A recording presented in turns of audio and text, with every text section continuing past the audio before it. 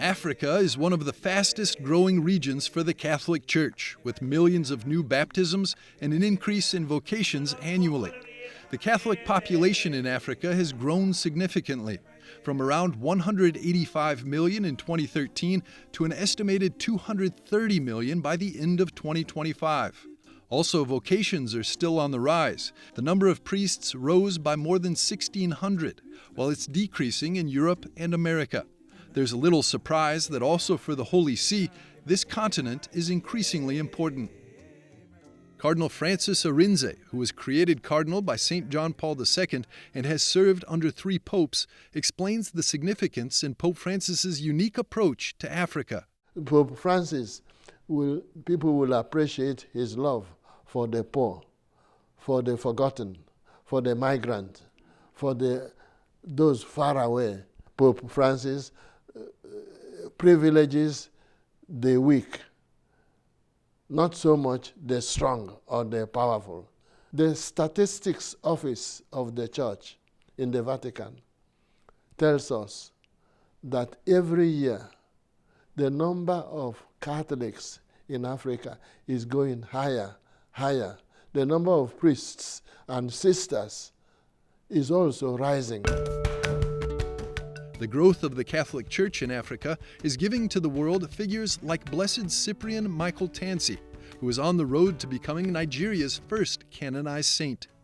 The 92-year-old cardinal recalls the impact Blessed Tansi had on his life. He was the first priest I knew in 1940. He brought me into the church. Baptism, first conversion. When he was our parish priest, to see him was like a homily, like a sermon, even when he did not speak. To see him celebrate Mass, you could not be indifferent. Fire is warm. If you are near fire, you cannot be indifferent. You will be affected, even if you don't know that it is fire. Just come near it. Eventually, there will be effect on you.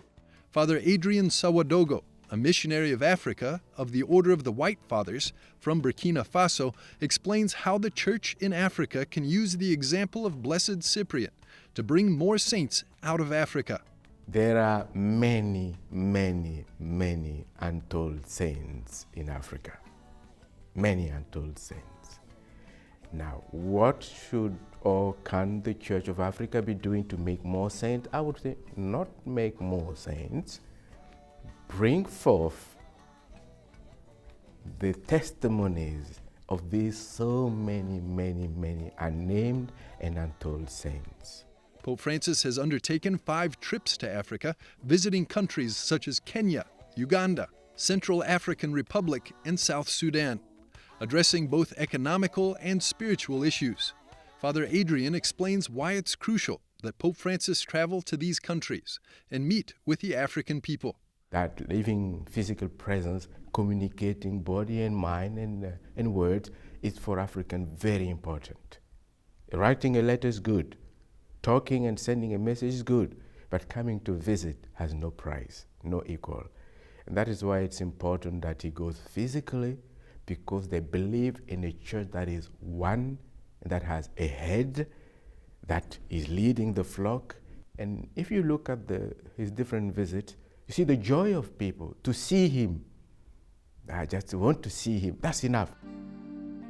Father Oswald Malya, another missionary of Africa, believes that the Holy Father's efforts will have a lasting impact on the African communities. I would say that Pope Francis personally, I will remember him for his efforts to look after the wounded sheep.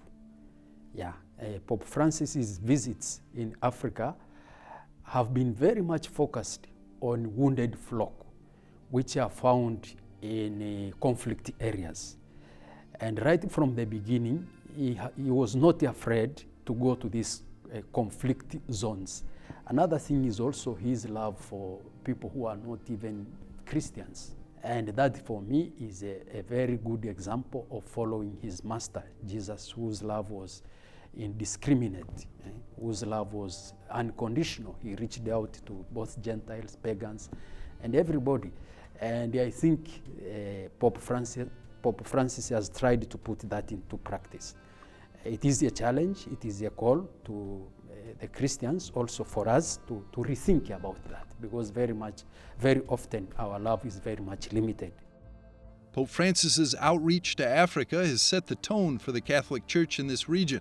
It's an enormous continent, facing huge challenges, from violent conflicts to religious persecution, from unspeakable poverty to massive corruption. But it's also the place where a good part of the future of the Church can be found. I think, too, of Africa. May the Holy Child, the King of Peace, silence the clash of arms and allow a new dawn of fraternity to rise over the entire continent.